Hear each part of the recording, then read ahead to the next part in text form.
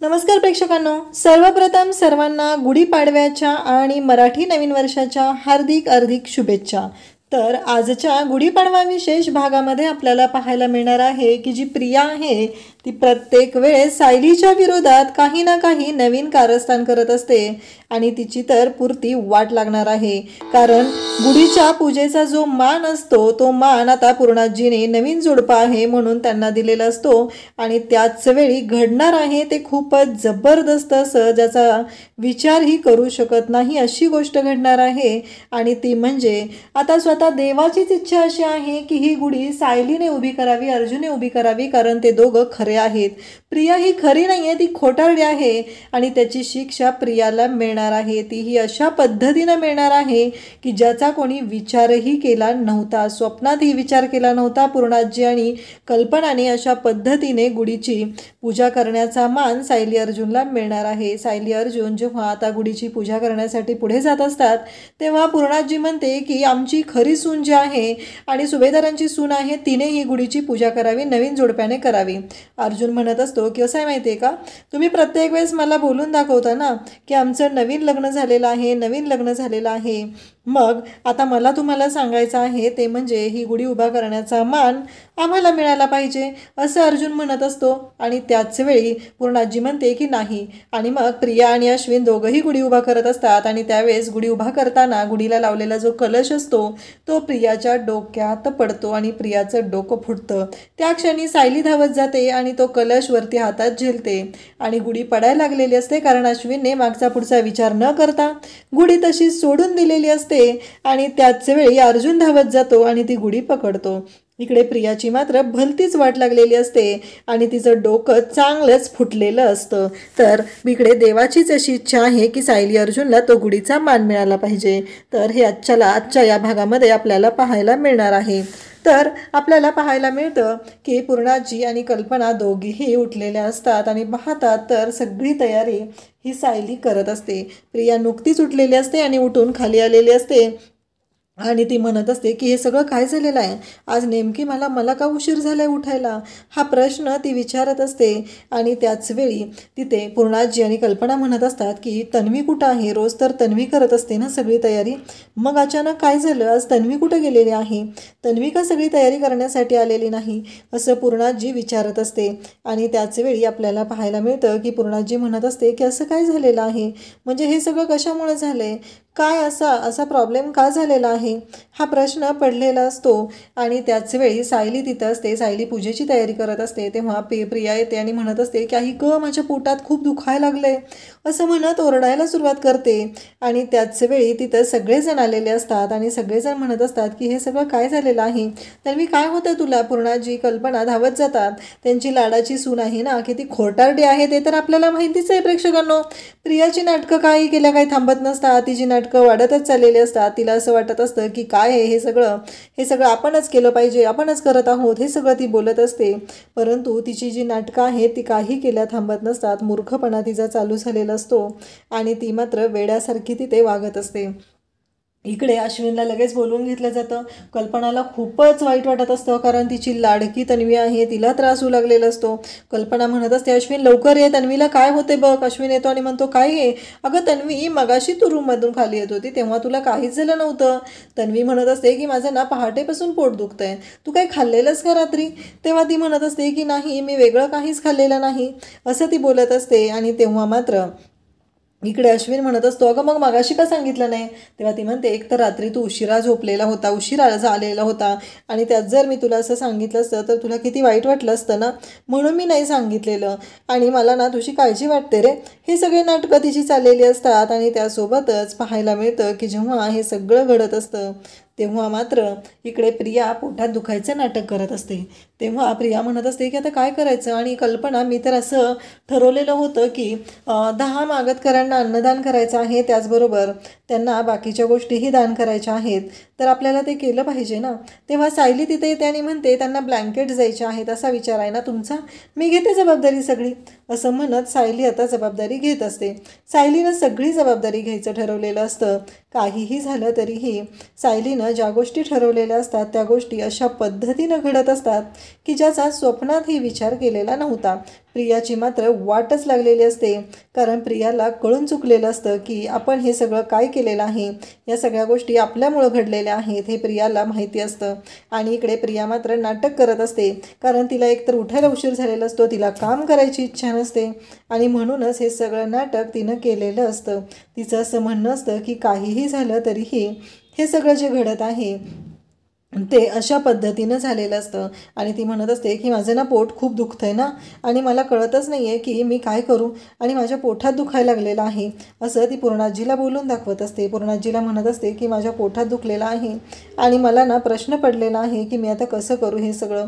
आणि त्याचबरोबर ती म्हणत असते की काहीही झालं तरीही मला आता कळत नाही आहे की कशा पद्धतीनं गोष्टी मॅनेज करायच्या आहेत, हे सगळं चाललेलं असतं. मग पूर्णाजी म्हणते की अगं जाऊन रूममध्ये तू आराम कर. ती म्हणते असं बरं दिसतं का सणाच्या दिवशी घरच्या सुनेने झोपणं, रूममध्ये जाऊन बसणं, मी आपली इथंच थांबते. मग पूर्णाजी म्हणते बरं बाई तू इथेच पड, जरा वेळ सोफ्यावरती पड, तुला बरं वाटेल. आणि पूर्णाजी लाडक्या नातीचं कौतुक करत असते. इकडे सायली प्रेमाने एवढ्या गोष्टी करत आहे, पण सायलीच्या बाबतीत मात्र काहीच वाटत नसतं. ही मात्र नाटकं वाढतच चाललेली असतात.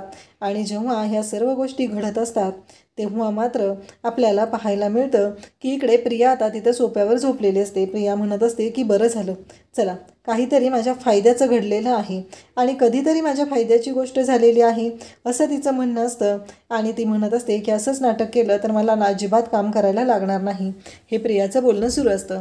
इकडे आता सायलीने जबाबदारी घेतलेली असते. सायली म्हणते मी करते, तर लगेचच कल्पना तिला म्हणू लागते की बरोबर आहे, पुढं करायची सवयच आहे ना तुला, आणि सगळं पुढं करून स्वतःच करायचं आहे, मीच करू शकते, मीच हे करणार, मीच ते करणार, हे तुझं नेहमीचंच असतं, असं सायलीला कल्पना बोलत असते. सायलीने मात्र दुकानामध्ये फोन केलेला असतो. ते म्हणतात अन्नपूर्णा सुभेदार यांच्या सुनबाई का? तेव्हा सायली म्हणते हो, अन्नपूर्णा सुभेदार यांची सुनबाई, असं सायली सांगत असते. आणि मग त्या ऑर्डर ज्या आहेत ती देऊ लागते, म्हणजे ज्या ब्लँकेट घ्यायच्या आहेत ना त्या सगळ्या ऑर्डर असतात त्या ती देऊ लागते. आणि ती म्हणत असते की काहीही झालं तरीही ही सगळी जबाबदारी मलाच पार पाडावी लागणार आहे, आणि हे सायली म्हणत असते. त्याचबरोबर सायलीचं असं म्हणणं असतं की ह्या सगळ्या जबाबदारीचं ओझं मी जरी डोक्यावर घेत असले तरीही मला ती जबाबदारी पार पाडण्यामध्ये आनंद आहे, असं सायलीचं म्हणणं असतं. त्यासोबतच इकडे पाहायला मिळतं की आता सायली अर्जुनसाठी कॉफी घेऊन आलेली असते. ती सांगत असते की मी अर्जुन सरांना कॉफी देऊन येते विमलताई, तोपर्यंत तुम्ही बाकीची तयारी करा, असं ती विमलला सांगत असते. आणि मग विमलला म्हणते, विमल तयारी करत असते. वरती येते, अर्जुनला म्हणत असते की अर्जुन सर, तर अर्जुन म्हणत असतो काय झालं सायली? तेव्हा सायली सांगत असते की हे बघा आपल्याला या पद्धतीनं काम करावं लागणार आहे. आणि त्याचबरोबर अर्जुन म्हणत असतो हो बरोबर आहे, पण सायली तुम्ही विसरताय का नक्की काय करायचं आहे ते? तेव्हा सायली म्हणत असते नाही मी काहीच विसरत नाही आहे. अर्जुन म्हणत असतो की सायली आठवते का? आणि मग तो म्हणत असतो की आता पुढच्या गोष्टी. तेव्हा सायली म्हणत असते की ही कॉफी आणि घ्या बरं. अर्जुनचं लक्ष नसतं, तो केसचाच विचार करत असतो. आणि अर्जुन मात्र सायलीला म्हणत असतो की मला ना तुम्हाला एक गोष्ट बोलायची आहे. तेव्हा सायली म्हणते बोला ना. तेव्हा अर्जुन तिला म्हणत असतो की प्रियाचे असे कोण मित्रमैत्रिणी होते का जे घरी यायचे, त्यांच्याशी आपला जर कॉन्टॅक्ट झाला तर आपल्याला बऱ्याच गोष्टी क्लिअर होतील. तेव्हा सायली म्हणत असते असं नाही, घरी कोण येत नव्हतं, आणि ती निघालेली असते. अर्जुन म्हणत असतो की मग आता? तेव्हा सायली म्हणते आज ना मला घरातली खूप कामं आहेत, एकतर पूर्णाजींनी सगळं मागतकऱ्यांना वगैरे बोलवलेलं आहे, दानधर्म करायचा आहे, एवढ्या सगळी गोष्टी घडणार आहेत. तेव्हा अर्जुन म्हणत असतो की हो बरोबर आहे, पण आपलं केसचं काम. तेव्हा सायली म्हणते आज गुढीपाडवा आहे ना, आज नाही होणार. तेव्हा अर्जुन म्हणतो पण माझी केस पार्टनर. तेव्हा सायली म्हणते तुमची केस पार्टनर आयुष्यभरासाठी आहे. तेवढ्यात सायली निघालेली असते, पुन्हा माघारी येते आणि म्हणते हां पण ते कुठं भेटायचे ते मला माहिती आहे. तेव्हा अर्जुन म्हणतो मग कुठं भेटायचे सांगा बरं. तेव्हा सायली सांगायला सुरुवात करते ते कुठं भेटायचे. सायली जेव्हा सांगत असते तेव्हा सायली म्हणते एस.के. रोडवरील जो एक कॅफे आहे ना तिथं ते तिच्या मित्रमैत्रिणींना भेटायचे आणि तिथं कॉफीसाठी ते नेहमीच भेटायचे. हे ऐकल्यावर अर्जुन म्हणतो अरे चला मग आता जाऊया. सायली म्हणते पण आज नाही. अर्जुन म्हणतो मला एवढं कळलेलं आहे आणि मग गेलं पाहिजे ना. सायली म्हणते आज नको, आणि मी तुम्हाला सांगते ना. असं म्हणत सायली आता खाली येऊ लागते आणि म्हणत असते की मागतकरांना बसण्यासाठी ते आपल्याला जागा केली पाहिजे ना, मग आपण इथं जागा करूया, इथलं सगळं आवरून घेऊया. आणि मग विमलला ती मदत करू लागते, सर्व गोष्टी आवरू लागत असते. आणि त्यासोबतच आपल्याला पाहायला मिळतं की जेव्हा हे सगळं घडत असतं तेव्हा मात्र सायली मनापासून सर्व गोष्टी करत असते, अगदी प्रेमाने सर्व गोष्टी करत असते आणि फायनली सायलीने सगळी जबाबदारी घेतलेली असते आणि ती जबाबदारी व्यवस्थितपणे पार पाडण्याचं कामही सायलीच करत असते. परंतु इकडे घरातील कोणालाच काही त्याचं सुख दुःख नसतं. त्यांना फक्त एवढंच वाटत असतं की त्यांची लाडकी सून ही फक्त तन्वीच आहे. त्यांच्या डोक्यात हेच सुरू असतं. त्यांना फक्त एवढंच माहिती आहे की त्यांची सून ही तन्वी आहे आणि त्याचा स्टेंबा त्या दोघीजणी मिरवत असतात. तर इकडे आता विमलच्या मदतीने सायलीने पूर्ण जबाबदारी घेतलेली असते. पण ही जी मूर्ख प्रिया आहे तिच्या डोक्यात एवढंच सुरू असतं की एकतर कामातून तिनं सुटका मिळवून घेतलेली आहे, पण तिचं एवढं चाललेलं आहे की काहीही झालं तरीही ही जी सायली आहे हिनं खूप मोठी जबाबदारी घेतली आहे ना, तर हिला तोंडावर पाडायचं आहे असाच विचार तिनं केलेला असतो आणि त्याच गोष्टींचा विचार करू ती लागलेली असते. आणि त्यासोबतच आपल्याला पाहायला मिळतं की जेव्हा या सर्व गोष्टी घडत असतात तेव्हा मात्र इकडे सायलीने ठरवलेलं असतं आणि सायली सगळी जबाबदारी व्यवस्थितपणे पार पाडत असते. तर इकडे आता महिपतने एका वकिलांना कॉल केलेला असतो आणि महिपत त्या वकिलांना म्हणत असतो की मला एक वकिलाचं नाव हवं आहे, तेव्हा माझ्या मुलीची केस आणि अर्जुन सुभेदारच्या पुढे उभा राहू शकेल असा वकील हवा आहे असं महिपत सांगत असतो. आणि तेव्हा मात्र इकडे तो म्हणत असतो की आहे वकिलीनबाई आहेत अशा आणि त्यांचं नाव आहे असं तो बोलत असतो. महिपत म्हणतो म्हणजे? तेव्हा तो सांगत असतो की हो, दामिनी देशमुख म्हणून आहेत, ॲडव्होकेट दामिनी देशमुख, त्या मात्र ही कामगिरी खूपच व्यवस्थितपणे पार पडतील आणि अर्जुन सुभेदारला पुरून उरतील अशा त्या वकिलीनबाई आहेत. हे ऐकल्यानंतर महिपत म्हणत असतो की त्याच्याशी मला देणं घेणं नाही आहे, फक्त माझ्या मुलीची सुटका झाली पाहिजे एवढंच महिपतला पडलेलं असतं. आणि मग महिपत तिथे बोलत असतो. तेव्हा मात्र महिपतच्या डोक्यात एवढंच सुरू आहे की काहीही झालं तरीही माझ्या मुलीवर कुठलाही आळ येता कामा नये, माझ्या मुलीची व्यवस्थित सुटका झाली पाहिजे, तिला कोणताही प्रॉब्लेम येता कामा नये एवढंच महिपतच्या डोक्यात चाललेलं असतं आणि महिपत हे सगळं बोलत असतो. त्यासोबतच आपल्याला पाहायला मिळतं की इकडे आता महिपत नागराज बसलेले असतात. नागराज मात्र कायमस्वरूपी महिपतच्या सोबतच असतो असाच तो असतो आणि त्याच्या डोक्यात फक्त एवढंच सुरू असतं की काहीही झालं तरीही आता ही केस सॉल्व्ह झाली पाहिजे हे सगळं बोलणं चाललेलं असतं. आणि त्यासोबतच आता इकडे सुभेदारांच्या घरी आता छान अशी गुढीपाडव्याची तयारी झालेली असते आणि मग विमलने तयारी केलेली असते, सगळी तयारी झालेली असते. तेव्हा कल्पना तिथं आलेली असते आणि म्हणत असते, विमल सगळी तयारी झाली का, पूजेचं सगळं आणलेलं आहे का, सगळं व्यवस्थित झालेलं आहे का, हे सगळं बोलणं चालू असतं. तेव्हा विमल सांगत असते की हो, सगळी तयारी झालेली आहे असं विमल सांगत असते आणि मग म्हणत असते की ऑब्व्हियसली ही वहिनीने सायलीताईंनी तयारी केलेली आहे ना वहिनी, त्यामुळे झालेली आहे, ह्यातलं मी काहीही केलेलं नाही आहे, सायलीताईंचं काम एकदम परफेक्ट असतं असं ती बोलत असते. आणि तेव्हा मात्र विमल जेव्हा हे सगळ्यांच्या समोर तिथं बोलते तेव्हा मात्र कल्पनाला राग येतो. कल्पना म्हणत असते की तुला कोणी सांगितलेलं नाही आहे स्तुती करायला, आणि कल्पना हे बोलत असते. तेव्हा विमल म्हणत असते की मी कुठं काय सांगितलं तुम्हाला, मी फक्त एवढंच सांगते की जी पूजेची तयारी आहे ती सायलीताईंनी केलेली आहे, बाकी माझं काहीच म्हणणं नाही आहे. हे बोलणं जेव्हा कल्पनाच्या समोर विमल बोलत असते कल्पनाला मात्र खूप राग आलेला असतो. अर्जुन जेव्हा सायलीच्या जवळ येतो तेव्हा सायलीनं सुंदर अशी साडी परिधान केलेली असते. साडी नेसलेल्या सायलीकडे पाहून अर्जुन तर घायाळ झालेला आहे. तिचं ते रूप पाहून तो म्हणतो, खरंच मला असं वाटतं की मी खूप भाग्यवान आहे, कारण मला तुमच्यासारखी पत्नी मिळालेली आहे. असं म्हणून तो खाली बसतो आणि तिच्या साडीच्या निर्या ठीक करायला लागतो. सायली म्हणते, तुम्ही असं प्रेम व्यक्त करताना ती गोष्ट मला खूपच आवडते. अर्जुन म्हणतो, मला देखील हे सगळं करत असताना खूप छान वाटतं. तेव्हा सायली त्याला म्हणते, मला कळत नाही आपल्या दोघांमध्ये नशीबवान कोण आहे, पण आपल्या दोघांमध्ये जर का नशीबवान कोण आहे याची शर्यत लागली ना, तर मला वाटतं ती शर्यत मीच जिंकेल. सायली स्वतःला खूप नशीबवान समजते, कारण तिला अर्जुनसारखा नवरा मिळालेला आहे. अर्जुन तिच्या निरा नीट करतच म्हणतो, तुम्ही ती शर्यत नक्कीच जिंकाल, पण मला असं वाटतं की मी नशीबवान आहे.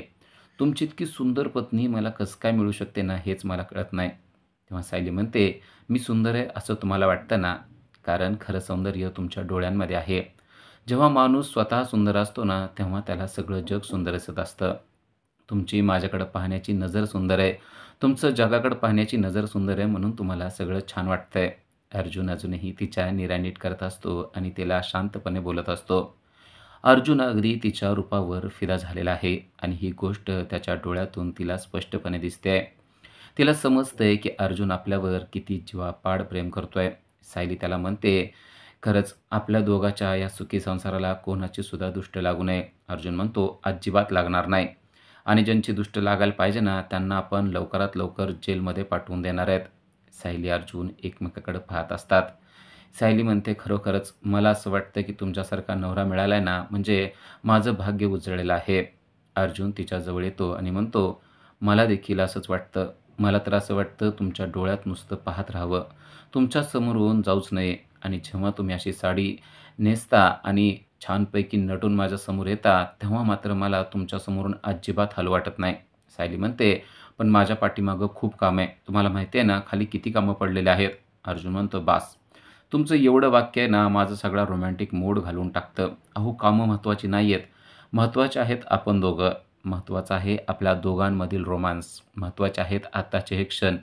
सायली म्हणते, "मला सगळं काही माहिती आहे. तुम्हाला काय महत्त्वाचं आहे ते. पण सध्या माझ्यासाठी सण महत्त्वाचा आहे आणि खाली जाऊन सगळी आवरावर करणं महत्त्वाचं आहे. आपल्याला खाली जायचं आहे. पूजा आहे. माहीत आहे ना तुम्हाला?" अर्जुन म्हणतो, "मला सगळं माहिती आहे. पण काय करू? मला तुझ्यासमोरून हलूच वाटत नाही आणि तुला देखील माझ्यासमोरून कुठं जाऊच दे वाटत नाही. आता याला काय औषध आहे तूच सांग." सायली म्हणते, "याला काहीच औषध नाही आहे. आता याला फक्त एकच औषध आहे. पटकन खाली जायचं आणि आपला सण आहे ना, तो छानपैकी साजरा करायचा." अर्जुन म्हणतो, "मी तुम्हाला खाली जाऊच देणार नाही." सायली म्हणते, "असलं अजिबात काही बोलू नका. आता पटकन मला खाली जावं लागणार आहे." असं म्हणून सायलीने जवळ असलेला गजरा आहे तो उचललेला असतो आणि तो गजरा स्वतःच माळायला लागलेला असते. अर्जुन म्हणतो, "अरे वाह! नवरा इथं जवळ आहे आणि तो भाग्यवान नवरा आहे ना, तर मग त्याला तो अधिकार दिला पाहिजे. तुम्ही स्वतःहून तो गजरा माळू शकत नाही. द्या इकडं, तो गजरा मी माळणार आहे." असं म्हणून अर्जुनने सायलीच्या हातातून तो गजरा घेतलेला असतो. सायलीला तो पुढं बघायला लावतो आणि अर्जुनने तिच्या केसामध्ये तो गजरा माळायला सुरुवात केलेली आहे. सायली ते सगळं पाहत असते. तिला देखील ही गोष्ट खूप छान वाटत असते. गजरा माळत असताना अर्जुनने तिला आपल्या जवळ मिठीत देखील घेतलेलं असतं. सायली या सगळ्या गोष्टी अगदी फील करत असते. अर्जुन तो गजरा हळूच तिला माळत असतो आणि सायली देखील त्याला छानपैकी रिस्पॉन्स देत असते. सायली या प्रत्येक क्षणाचा आनंद लुटत असताना आपल्याला पाहायला मिळते. तर अर्जुन देखील या क्षणाचा आनंद लुटत असताना आपल्याला पाहायला मिळतोय. सायली आणि अर्जुन एकमेकांमध्ये अगदी हरवून गेलेले असतात.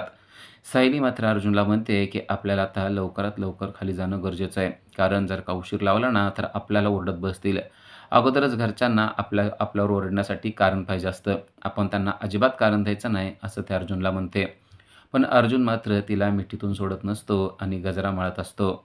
अर्जुन म्हणतो, "मला तुम्हाला सोडू वाटत नाही, त्याचं काय करायचं ते सांगा." सायली म्हणते, "मला सगळं माहिती आहे तुम्हाला सोडू वाटत नाही वगैरे काय ते, पण आज काय माहिती आहे ना, आज आपलं नववर्ष आहे, गुढीपाडवा आहे. आपल्याला खाली जाणं गरजेचं आहे आणि आपला सण साजरा करणं गरजेचं आहे." सायलीला देखील खाली जाण्याची इच्छा नसते. तिला देखील अर्जुनबरोबर थांबायचं असतं. पण आज सण आहे आणि आपल्याला जावं लागणार आहे. या गोष्टीमुळं ती त्याला म्हणते, की "आपण आत्ताच्या आत्ता खाली जाऊया."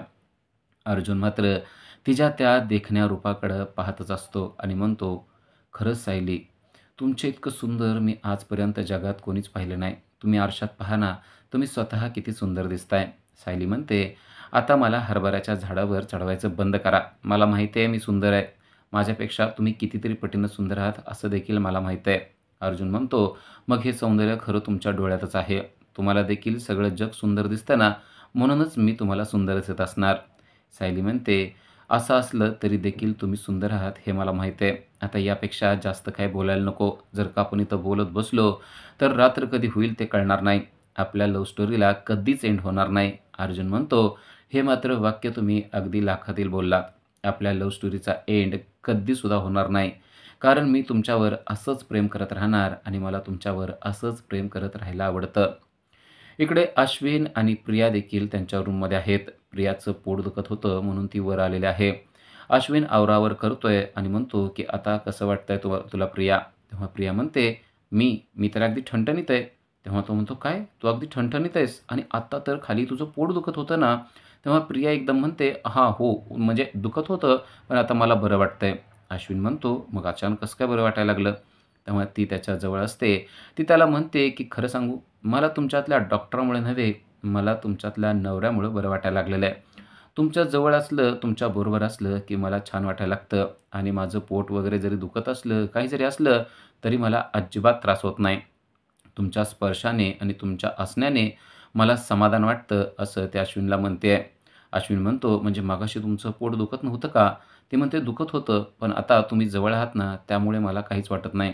अश्विन म्हणतो, "असं असेल तर आता खाली लवकर यायचं नाही. इथं थांबायचं आणि शांतपणे आराम करायचा." ती म्हणते, "हो, मी आराम करते, पण तुम्ही जा आता. मी थोडा वेळ आराम करते आणि मग येते." अश्विन म्हणतो, "हो, मी जातोय, पण इथं बसायचं." असं म्हणून तो तिला बेडवर नेऊन बसवतो आणि म्हणतो, "या बेडवरून अजिबात हालायचं नाही. मी सांगितलंय ना, इथंच बसून राहायचं आणि शांतपणे बसून राहायचं. काही काळजी करायची नाही आणि काय वाटलं ना, तर मला बोलवून घ्यायचं. मी आहे ना." प्रिया म्हणते, "हो, तुम्ही आहातच, पण मला तुमच्यातला डॉक्टर नको आहे. मला तुमच्यातला नवरा पाहिजे आहे." अश्विन म्हणतो, "तुला जे काय पाहिजे आहे ना, ते सगळं मिळेल. पण अगोदर तुझ्या तब्येतीची काळजी घे. पोट दुखतंय ना, तर आराम कर. उगाचच खाली येऊन काम करत बसशील आणि स्वतःला त्रास करून घेशील. मला तुझ्या या गोष्टी अजिबात पटत नाहीत. तू शांतपणे या बेडवर बसायचं आणि आराम करायचा. समजतंय ना तुला?" असं म्हणून प्रेमाने अगदी तो प्रियाची विचारपूस करत असतो. पण प्रियाला खरं तर त्याला बाहेर हाकलायचं आहे. कारण तिला फोन लावायचा असतो. प्रिया पण मुद्दाम त्याच्याशी गोड बोलत आहे आणि त्याला बाहेर हाकलण्याचा प्रयत्न करत आहे. प्रिया म्हणते, "हो, मी इथंच थांबते, आराम करते. तुम्ही काहीसुद्धा काळजी करू नका. माझं पोट दुखतंय ना, तर मी माझी काळजी घेणारच ना. तुम्ही कशाला काळजी करताय? तुम्ही जा बरं बाहेर, नका माझी काळजी करू आणि मी स्वतः काळजी घेते म्हणलं ना, तर तुम्ही अजिबात टेन्शन घेऊ नका." अश्विनला मात्र तिची खरोखरच काळजी वाटत असते. अश्विन म्हणतो, "मी सांगितलंय तसं करणार ना? चल इथं बस बरं." असं म्हणून तो तिला बेडवर बसवतो आणि तिच्याकडचा फोन देखील काढून घेतो आणि म्हणतो, "सतत फोनमध्ये बघत बसायचं नाही. आता पोट दुखतंय ना, मग डोळे दुखतील आणि डोकंही दुखेल. त्यामुळं अजिबात इथून उठायचं नाही. मी सांगितलंय तसं इथं शांतपणे बसून राहायचं. चल बस." असं म्हणून बसवून तिच्याकडचा मोबाईल काढून घेतलेला असतो. पण आता प्रियाला तर खरं तो मोबाईल पाहिजे असतो. कारण तिला त्या ब्लँकेटवाल्या माणसाला फोन करायचा असतो आणि ऑर्डर कॅन्सल करायची असते.